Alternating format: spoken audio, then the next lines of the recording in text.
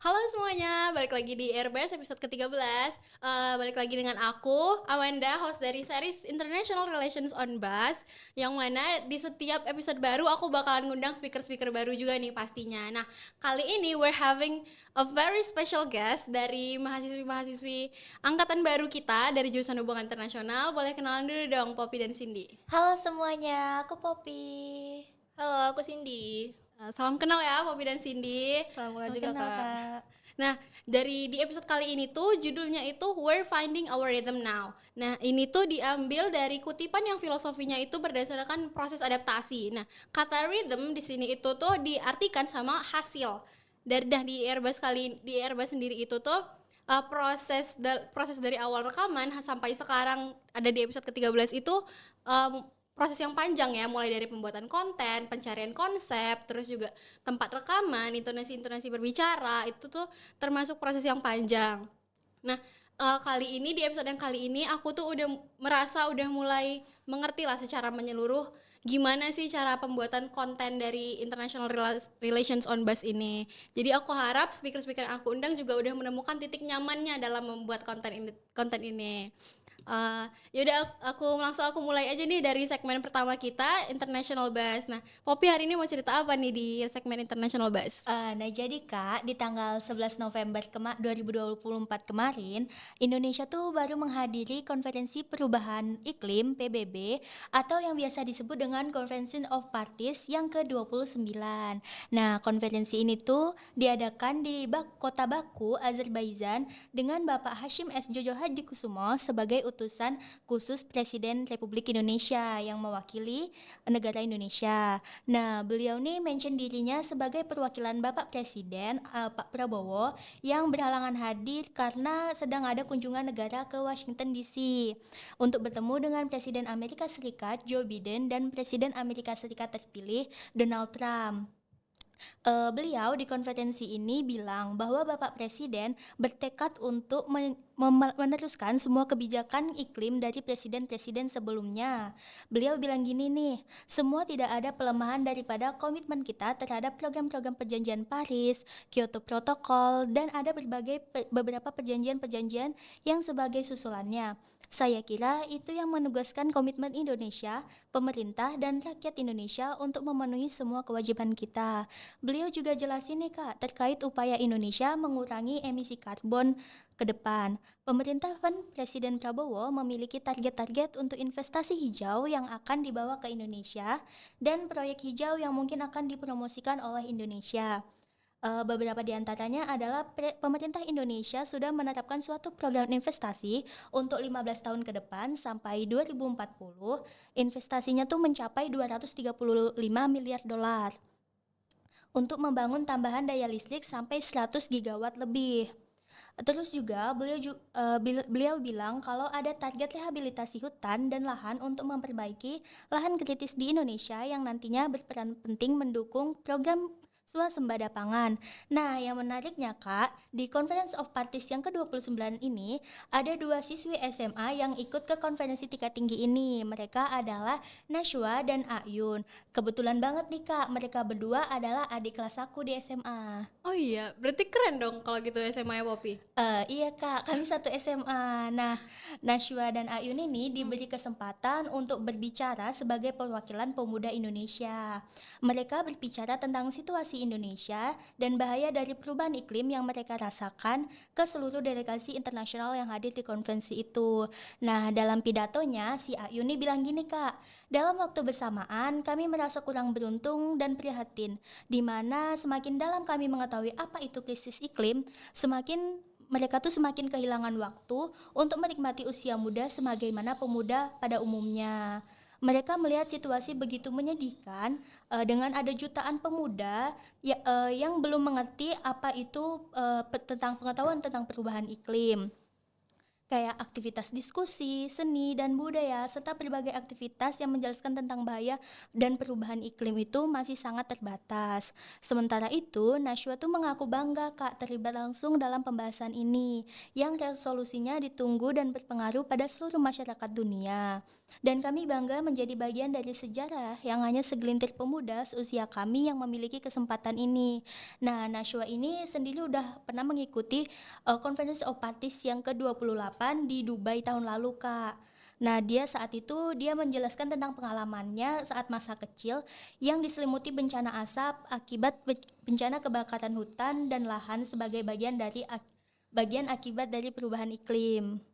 Nah, oh iya, kemarin waktu kita ambil jurusan itu kita ngambil temanya tuh tentang lingkungan dan iklim juga kan Kak, kalau nggak salah? Bener, kemarin tuh waktu Milad HI yang ke-45 tuh jurusan kita ngambil tema global warming buat acara Miladnya. Terus juga ngundang WRI sama KLHK untuk di seminar-seminar internasionalnya tuh. Berarti kita bisa lihat dari sini bahwa jurusan kita juga aware kan Kak sama permasalahan lingkungan. Apalagi di Conference of Parties yang ke-29 ini juga ada rencana Indonesia untuk mengurangi emisi karbon. Nah, kemarin kalau nggak salah aku tuh di Milad ngundang beberapa narasumber yang juga jelasin tentang recycle kan. Karena di Milad itu kan memang dari tahun ke tahun ngadain seminar kewirausahaan. Jadi di seminar internasional tuh dibahas gimana tentang lingkungan kita. Nah, di seminar kewirausahaan gimana nih cara kita sebagai masyarakat untuk menjaga lingkungan. Ya, salah satunya tuh dari recycle. Nah, dibahas di seminar kewirausahaan itu. Nah, kita kan juga sebagai mahasiswa itu termasuk kesempatan kita ya buat ngambil jadi delegasi di konferensi-konferensi tingkat tinggi ini.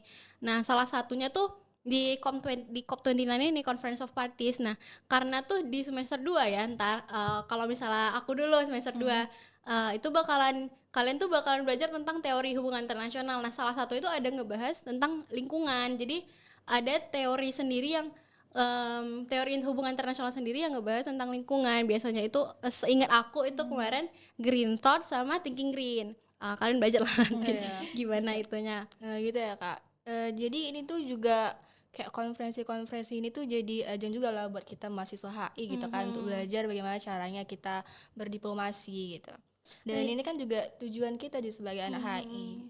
Iya nih Sin, apalagi kan jurusan kita hubungan internasional ya, kita harus lebih explore tentang kayak konferensi-konferensi seperti ini atau juga kayak MUN. Nah, jurusan kita juga ada MUN-nya tuh. Kalian kalau misalnya emang kepengen lebih lebih maksimal kuliah di HI-nya boleh join model United Nations-nya yang di HI Unri. Sekarang semoga kita berkesempatan ya untuk ikut ke konferensi-konferensi kayak gini ya. Amin. Sekarang kita mulai bahas di segmen kedua nih, National Buzz. Nah, aku hari ini mau cerita tentang berita dalam negeri kita, yaitu Presiden kita baru aja melakukan kunjungan kerja nih ke negara-negara luar. Nah, di tanggal 8 November kemarin, Pak Presiden kita, Pak Prabowo itu resmi melakukan kunjungan kerja ke luar negeri perdananya. Beliau itu mengunjungi sejumlah negara untuk melakukan pertemuan bilateral dan multilateral. Beliau bilang bahwa pertemuan ini tuh akan membahas sejumlah masalah-masalah penting mulai dari ekonomi hingga geopolitik global. Kata beliau tuh gini, saya kira peranan Indonesia, sikap Indonesia sangat ditunggu oleh banyak pihak. Saya kira ini kehormatan bagi kita dan kita akan memelihara hubungan yang lebih baik lagi dengan semua pihak.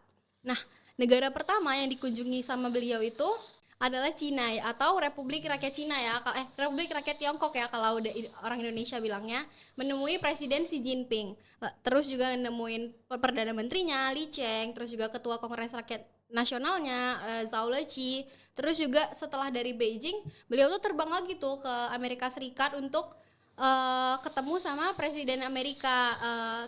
Kemarin masih Joe Biden ya, sekarang udah terpilihnya itu Donald Trump. Nah, beliau itu tuh ke Amerika Serikat untuk menghadiri diundang sendiri nih sama Presiden Amerika Serikat sama Joe Biden. Terus setelah dari Amerika, beliau itu pergi ke Peru untuk menghadiri konferensi tingkat tinggi kerjasama ekonomi Asia Pasifik atau APEC ya. Terus beliau juga menyaksikan penandatanganan perjanjian bebas visa bagi pemegang paspor diplomatik atau dinas atau khusus. Nah, ini tuh berarti tandanya tuh dari sini tuh kita bisa lihat kalau misalnya penguatan hubungan antar negara kita tuh udah semakin kuat ya dengan negara-negara luar. Nah ini tuh juga kabar baik nggak sih buat kita sebagai anak HI, apalagi mimpi tertinggi kita tuh pasti kepengen punya paspor Hitam. diplomatik kan, Iya, paspor hitam itu. hitam. Bener banget itu kan. Nah, terus setelah dari Peru, Pak Presiden kita ini terbang lagi ke Brazil untuk menghadiri konferensi tingkat tinggi G20 di tanggal 16 November 2024 kemarin. Beliau sampai di Rio de Janeiro. Terus juga selain menghadiri konferensi tadi, beliau itu juga melakukan pertemuan bilateral dengan sejumlah pemimpin negara-negara dan sahabat-sahabat negara-negara sahabat di sela-sela kunjungannya ini. Terus setelah dari Brazil, beliau terbang ke London, ke Inggris tanggal 20 November 2024 kemarin, menemui King Charles III, Perdana Menterinya Keir Starmer, terus juga Wakil Perdana Menterinya Angela Rayner. Terus belum selesai di situ aja nih, belum selesai di London doang. Beliau tuh pergi lagi ke Abu Dhabi, United Emirates Arab. Beliau juga melakukan kunjungan kenegaraan bertemu dengan Presiden UAE Sheikh Mohammed bin Zayed Al Nahyan. Kunjungan ini tuh menandai komitmen Indonesia dalam memperkuat hubungan bilateral antara kedua negara. Berarti mungkin dengan adanya kunjungan Bapak Presiden tadi itu Kak bisa menjalin hubungan yang lebih baik antara negara kita dengan negara lainnya ya Kak ya. Benar-benar semoga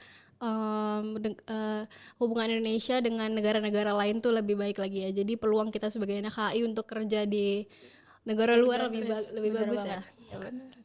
Nah, sekarang kita beralih ke segmen berikutnya nih. Dari Entertainment Mas ada berita apa nih Cindy? Nah, sebelum aku ceritain, aku mau nanya dulu nih sama kalian, sama sama Kak Manda sama Poppy ini. Kalian tahu gak sih salah satu pemain timnas Indonesia namanya tuh Marcelino Ferdinand. Yang kemarin selebrasinya tuh sempat viral banget yang dia duduk di kursi itu. Enggak tahu sih, kenapa tuh? Aduh, ini aku ceritain ya. Jadi di tanggal 19 November 2024 kemarin, timnas Indonesia tuh menang dengan skor 2-0 melawan Arab Saudi di kualifikasi Piala Dunia 2026. Nah, highlightnya nih, Marcelino Ferdinand ini mencetak 2 gol untuk Indonesia di pertandingan di Stadion GBK kemarin. Nah, di babak pertama nih Kak, timnas Indonesia ini tampil dengan sangat agresif. Baru 2 menit aja nih pertandingan, Marcelino Ferdinand tuh udah punya peluang untuk nyetak gol. Tapi hasilnya bola tuh masih bersentuhan dan membentur tiang gawang. Nah, barulah di menit ke-31 nih, Ferdinand Marcelino ini berhasil mencetak gol dan kita dapat skor 1-0 untuk Indonesia. Nah, habis dari gol itu Arab Saudi ini mulai intens lagi nih serangannya. Namun masih aja sulit untuk nembus pertahanan dari Indonesia. Nah, statistik dari babak pertama tuh didominasi sama Arab Saudi yang nunjukin 74% penguasaan bola dan dari 6 peluang tuh cuma satu yang ngarah ke gawang. Sedangkan Indonesia nih Kak, dia tuh cuma nguasain 26%-nya dengan 9 peluang dan 4 diantaranya tuh ngarah ke gawang. Jadi kita tuh punya peluang untuk cetak gol tuh lebih besar daripada Arab Saudi meskipun peluang untuk kita masukin bola tuh lebih sedikit daripada Arab Saudi. Nah, di babak kedua, si Renard ini melakukan perubahan pada awal babak kedua untuk mengejar ketertinggalan tadi. Ia masukin tuh si Abdullah Alhamdan dan juga Muhammad Al-Kahtani dan Arab Saudi tuh coba untuk mengurung pertahanan dari Indonesia.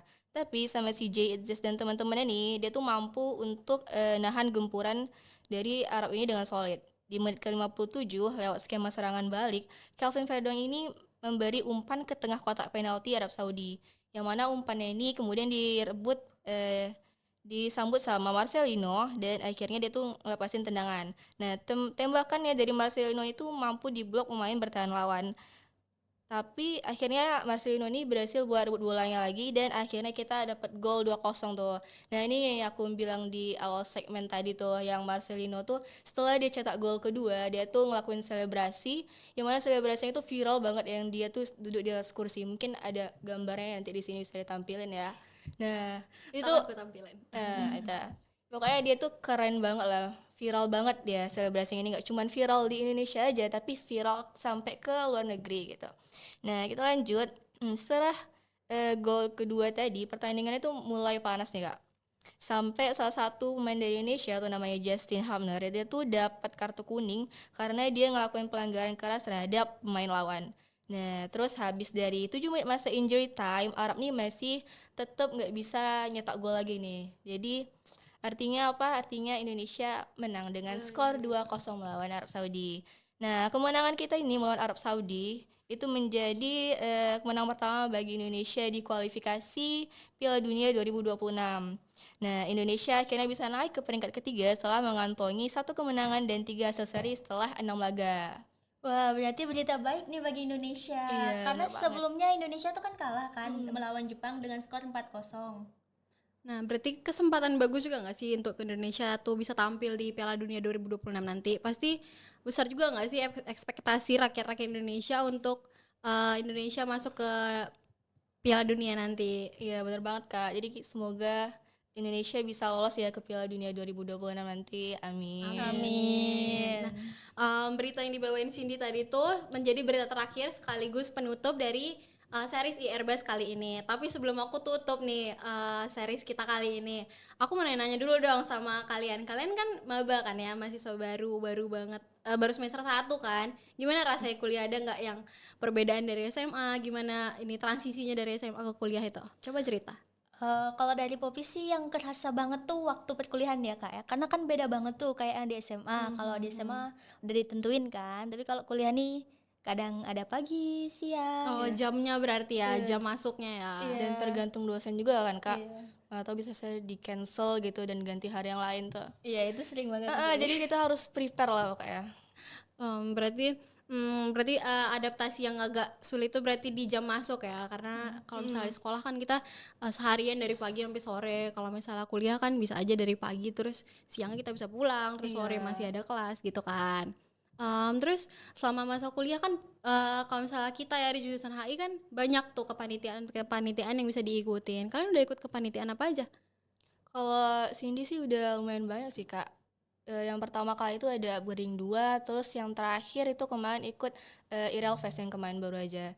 Dan rata-rata nih FYI nih, aku ngambilnya selalu divisi publikasi karena menurut aku divisi publikasi ini lebih fleksibel aja kerjanya. Dan di hari H tuh kita nanti santai aja gitu dan membersamai panitia yang lain gitu sih. Berarti publikasi ini ICO banget ya. Iya, bener banget. Kalau Poppy gimana? Kalau Poppy kepanitiaan itu udah upgrading 2, mid pleno, sama kemarin tuh terakhir milad.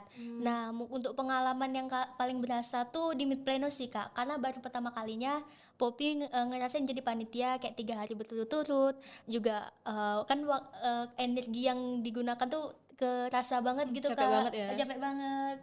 Berarti mid pleno ini lah yang paling berkesan lah ya, iya, berkesan selama kan. gitu. Ya semoga kalian tetap betah ya di HI dan di Komahi juga semoga betah ntar lanjut ya Kak Isi. Amin. Jadi sebelum bener-bener aku tutup, aku mau kasih disclaimer dulu ke yang nonton. Kalau misalnya berita yang kami sampaikan tadi itu kami riset dan kami cari dari media-media luar ya teman-teman. Kalau misalnya ada kesalahan pengucapan, misinformation ataupun segala halnya, kami minta maaf ya teman-teman. Sorry. Aku minta maaf juga Iya, ya kalau aku ada juga. salah penyebutan. Aku juga. Makasih buat teman-teman yang udah nonton IRBAS episode kali ini. Semoga informasi dari aku dan teman-teman aku berikan bermanfaat bagi kita semua. Ya udah, kalau jangan lupa apa? Jangan lupa like, comment, komen, dan subscribe. subscribe. Bye-bye. Bye-bye. Sampai jumpa di episode selanjutnya. See Bye-bye. you.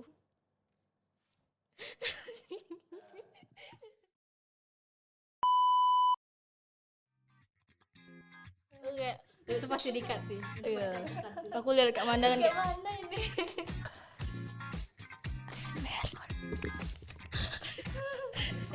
Jangan. Kalau misalnya ada suara yang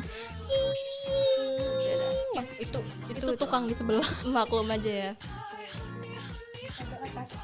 Iya, dicoba apa? Bagian loh. Itu Mana buka? Turun tunduk. Ya. Ping-ping. Kedengeran tahu.